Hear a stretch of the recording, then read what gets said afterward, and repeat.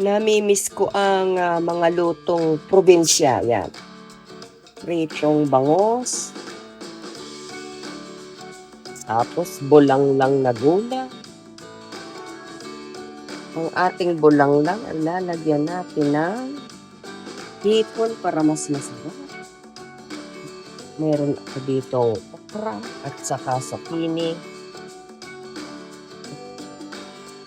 Kulang po ang ating mga gulay kaya ayan na lang kung anong meron ako. Basta bulanglang yun ang gusto ko. I-watch nyo na lang ako. Salamat! Napakasustansya ng malunggay. Kaya lang ang mahirap ay maghimay. Matagal. Talagang ang pagluluto ng malunggay ay kailangan magtiyaga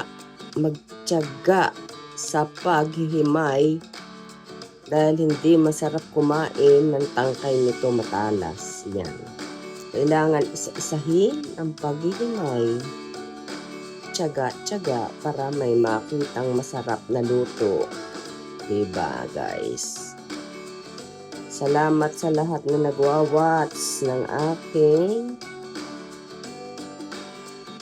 video, ng aking channel. Ako po ganyan lang. Kagigising ko lang kaya gayaan ang itsura.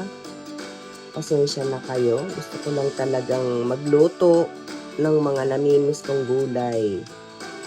Mga bulanglang sa probinsya. Kulang ang aking lahok kaya lang. Basta may luya at bawang, okay na yun. At may malunggay siyempre.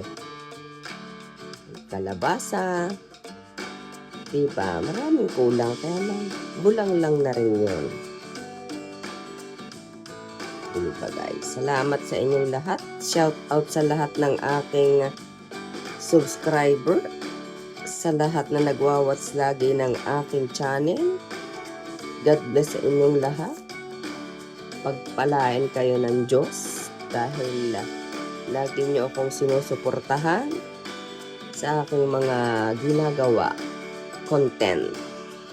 I appreciate it much dahil talaga nagko-consume kayo ng time para panoorin ang mga pinaggagawa ko.